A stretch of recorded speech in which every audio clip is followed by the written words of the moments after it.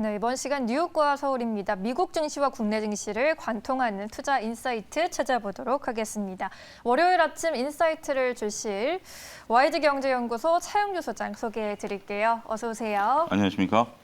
네, 이제 지난주 금요일에 뉴욕 증시가 다시금 하락세를 나타냈습니다. 금융주와 에너지주 중심으로 낙폭이 좀 컸고요. 백신주 안에서는 희비가 좀 엇갈리는 모습이었는데 특징적이었던 종목을 잡아보자면 어떤 종목이 될까요? 예, 일단 전반적인 시장의 분위기는 아무래도 그렇게 강하지 않았었고요. 예. 일부 개별성 종목들이 강한 흐름들을 좀 보였습니다. 이건 개별적인 이슈이기 때문에 저희가 특별히 다루기는 어렵다라고 보여지고요. 전반적으로 모더나나 화이자 같은 백신 관련주들이 다시 한번 시세를 분출하는 그런 모습을 보였다라는 점이 특이하다라고 좀 말씀을 드릴 수가 있겠습니다. 일단 지금 미국을 중심으로 해서 코로나19 환자가 대폭 증가하고 있다. 조금 전에 이제 뉴욕 소식을 통해서도 여러분들이 있으셨을 텐데요. 예. 전반적으로 보면 지금 현재 오미크론 바이러스가 전파 속도가 빠르죠. 물론 이제 오미크론 바이러스에 걸리고 나면 중증으로 갈 확률은 그다지 높지 않다 하더라도 일단 코로나에 걸렸다라는 자체가 조금 조심스럽지 않겠습니까? 따라서 오미크론 바이러스 확진자 속도가 워낙 가파르다라는 점이 백신 관련주들에 대한 다시 한번 관심을 끌어내고 있다라고 말씀드릴 수가 있겠죠. 여기에 이제 유럽까지 마찬가지입니다. 유럽 같은 경우는 네덜란드라든지 일부 나라에서는 다시 재봉쇄를 시작한다라는 그런 뉴스들도 있기 때문에 전 세계가 셧다운에 들어가는 그러한 모습들을 보일 수 있다라고 말씀드릴 수가 있겠죠. 우리나라도 관련 움직임 보이고 있다라고 말씀드릴 수가 있겠죠. 안타까운 것인지 아니면 현실적인 건지 모르겠습니다만 현재로서는 당장 유효한 백신이 모더나 백신과 화이자 백신이기 때문에 네. 특히 모더나가 조금 더 주가가 상승력이 좀 좋아서 모더나를 선택을 했습니다만 모더나나 화이자 같은 백신 관련주들이 현재로서 또 오미크론 변이 바이러스에 또 적용할 수 있는 그러한 백신도 빠르게 지금 검토를 하고 있기 때문에 내년도에는 또 이런 것들이 나타날 기대감도 반영돼 있지 않을까 말씀드릴 수가 있겠습니다. 네, 지금 다시 오미크론 재확산에 대한 우려감이 뉴욕 증시를 덮쳤습니다. 현 시점에서 유효한 백신주 관련주들의 움직임이 나타나고 있는 상황인데요. 그럼 국내 증시에도 좀 연결을 시켜볼 수 있을지 국내 증시에서도 백신주로 좀 주목해 보는 게 좋을까요? 우리가 이제 모더나 관련주, 화이자 관련주 이런 것들을 보시기보다는 저는 전반적으로 봤을 때 우리나라에서 독자적으로 백신 개발을 하고 있는 SK바이오사이언스를 좀 말씀드리도록 하겠습니다. 예. SK바이오사이언스는 현재 지금 노바백스 백신에 대한 어떤 그 위탁 생산 지금 하고 있는 상황이죠. 이거 수익률이 상당히 좋습니다. 일단 SK바이오사이언스가 이 코로나 백신 위탁 생산하기 이전만 하더라도 20%대 영업이익률을 보이다가 위탁 생산하면서 40%대까지 영업이익률이 올라왔기 때문에 글쎄요, 코로나19 백신이 얼마에 판매되고 있는 것은 현재로서는 알려지고 있지 않죠. 정부와 직접 구매 상담을 하기 때문에 마진이 많이 남는다 적게 남는다를 떠나서 일단 SK바이오사이언스 같은 경우 높은 영업이익률을 좀 구가하고 있다라고 좀 말씀드릴 수가 있겠죠.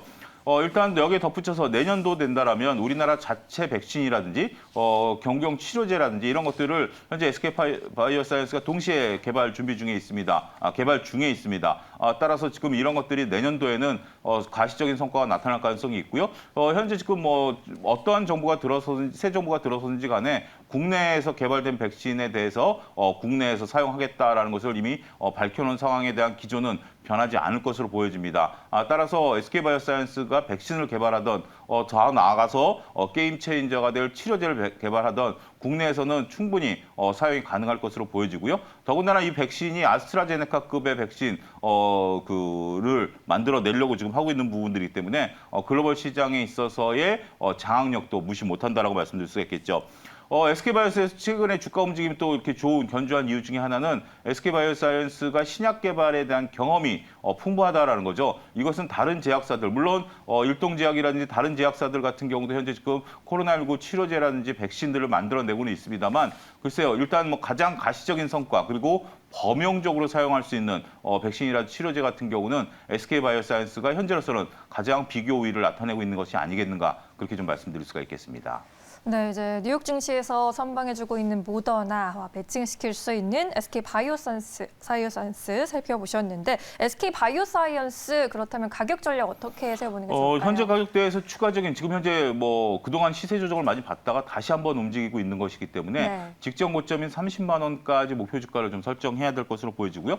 손절 라인은 지금 이제 출발한 25만 원을 이제 설정해야 되겠습니다만 일단 그 주가가 움직이기 시작했다라는 면에 있어서는 위쪽 단이 더 열려 있는 것이 아니겠는가 이렇게 설명을 드릴 수가 있겠습니다. 네.